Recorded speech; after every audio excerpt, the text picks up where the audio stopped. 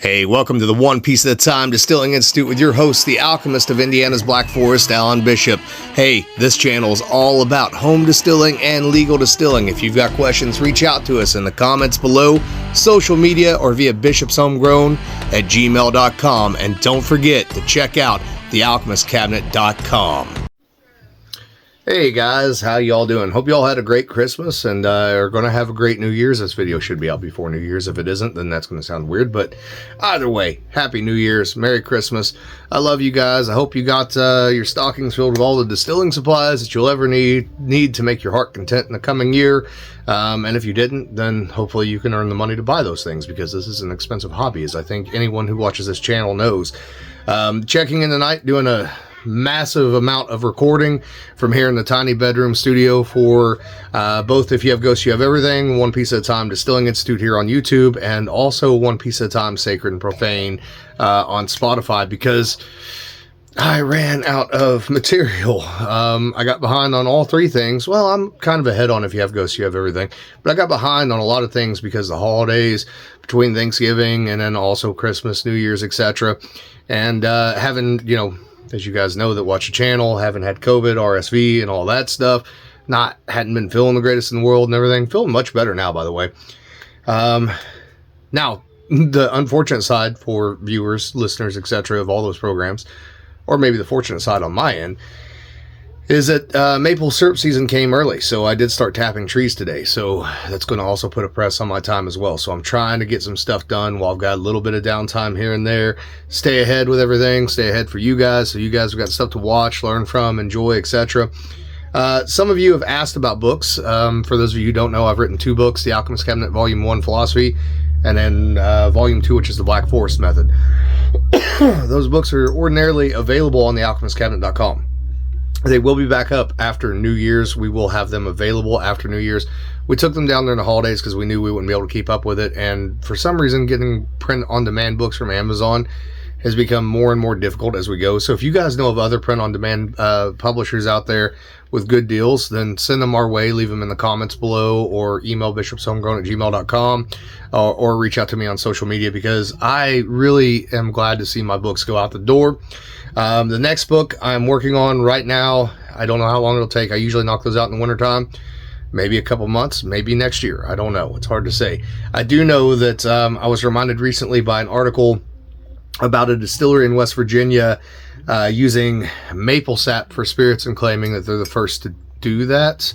That there were things that I hadn't intended to include in the third book that I now will, which will include maple syrup style rums, maple sap, and chaptalization, because you do have to chaptalize maple sap in order to have enough sugar to do anything with, because maple sap itself is only about 2.5% to 3% sugar by volume. And also using maple sap to proof with. So I'll put all that stuff in my books, in my next book as well, so you guys all have access to it. And that really wasn't in my original notes to do, but I've done a lot of that over the years. And now that someone is claiming that it's a unique to them invention, we got to make sure that that doesn't happen. That's an old school thing. And you know, benefit of the doubt to the people that are doing it. Excuse me. I'm sure they're good people, and I'm sure they don't intend to try to claim something that they didn't create. But we've seen enough of that in this industry that when we see it, we have to say something about it. And we have to make sure that other distillers don't miss an opportunity, as it were, because these folks are trying to push for West Virginia to turn that into a state-sponsored spirit. Although they're doing it on the federal level through the TTB, and good luck to them. Ted Bro has spent years trying to get absinthe reinstated into the TTB as opposed to a distilled spirit specialty, and I don't see it happening that route. If they'd gone to their state, they'd have probably been able to make something happen. But on the federal level, I really do not see the TTB going for that. But we'll talk about that more on the One Piece at a Time Sacred and Profane podcast. I'll be doing an episode on that, and then I'll be doing an episode on pot still, column still, three-chamber still. There was an article that came out about pot distilled bourbon, and while in sentiment I agree with it, it was pretty one-sided, and I've seen some distillers out there hit that one-sided argument from pot still versus column still, and it pisses me off on both sides, because different tools for different products, as we've talked about here on the channel many times. I know you just heard me open up a bottle. Yes, I am having a drink tonight. Excuse me. For those of you who are curious what I'm drinking, prepare to be surprised. Maybe not. Maybe if you follow me, you know this already. But very rarely do I buy whiskey because what do I do for a living, right? And I get a lot of samples in from distillers talk and things like that. But when I do buy whiskey, I don't buy high-end whiskey. I just don't. Evan Williams Bottled and Bond is fine by me. It's a little sweet for my palate most of the time. But my other favorite pour, if I can find it for the right price, and the right price is anything sub $35, Sazerac Rye. And the reason for that is because, you know, as distillers, you guys know, once you're really into this art and you really understand this art, what do you do every time you pour a drink, whether it's yours or someone else's, commercial or not commercial? You're in it with your nose, you're smelling, you're tasting, you're making mental notes, you're writing things down potentially. I do that a lot as well. You're not necessarily sitting there enjoying a glass of whiskey. The beauty of Sazerac Rye is that it is incredibly consistent. It is the big red chewing gum of rye whiskeys, and I've never found a bottle with a fault in it. So if I want to actually enjoy a whiskey and just have a drink, Sazerac Rye it is.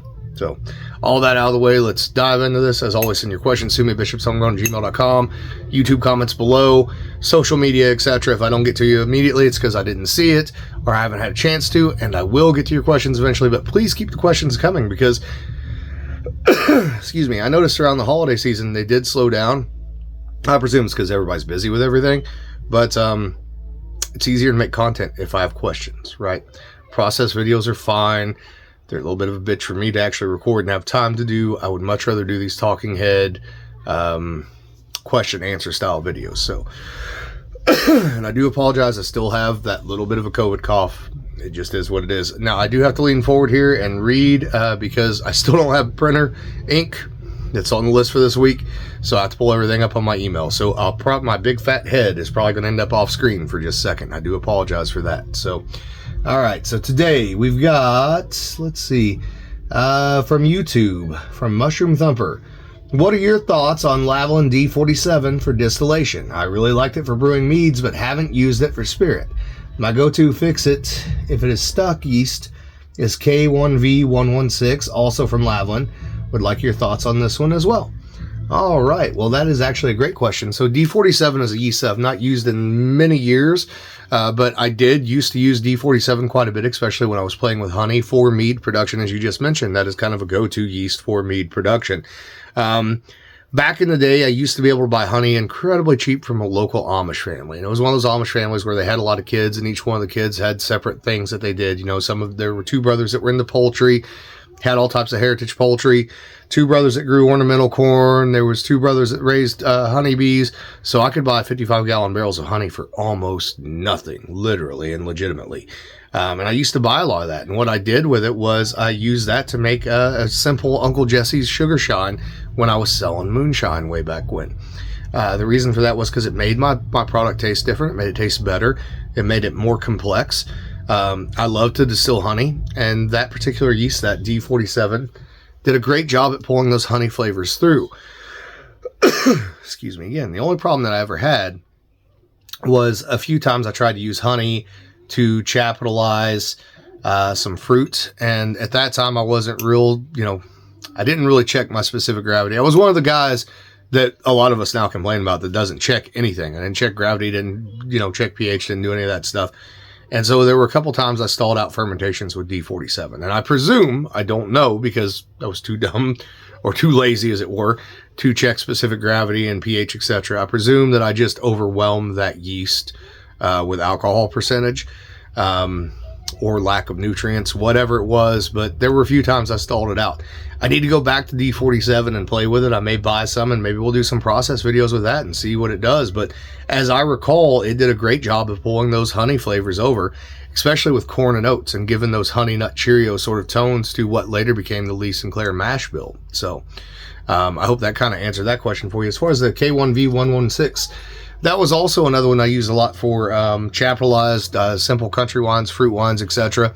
That's one of those that I always felt like I could, no matter how lazy I was with the production methodology, I could throw that in there and you're going to get alcohol. Now, whether or not that was quality alcohol at that time is another story, but certainly it would make alcohol under even the worst of circumstances. I tend to like the EC1118 a lot more, and I know I mentioned EC1118 a lot And I do apologize. I know that probably gets annoying. There's better yeast out there for sure. There's better quality yeast out there that aromatically and, as far as mouthfeel and flavor, texture, etc. There's way better yeast than EC 1118. But I mentioned EC 1118 for home distillers quite a bit because it does have a competitive factor and it will do all the things that you need to do as far as making alcohol. So, but I have used in the past K1V 116 or whatever the hell it's called. I've never used it commercially on a large batch, maybe 150 gallon mash or something like that. But there was a little while there where I was stuck on that yeast for corn whiskeys in particular, well, corn sugar shines in particular, and then also for fruit wines, just simple country fruit wines with added sugar and all that stuff. And it always did fine by me. Again, those probably were not quality wines at that time. Let's just be completely honest with ourselves. So anyways, guys, I hope that answered your question. And, listen, if it ain't New Year's yet, you have a good one. And remember, don't drink enough to make it a bad New Year's Day. You don't want to start the year off that way. Am I right, guys? All right, y'all. Love you. Catch you later. Bye.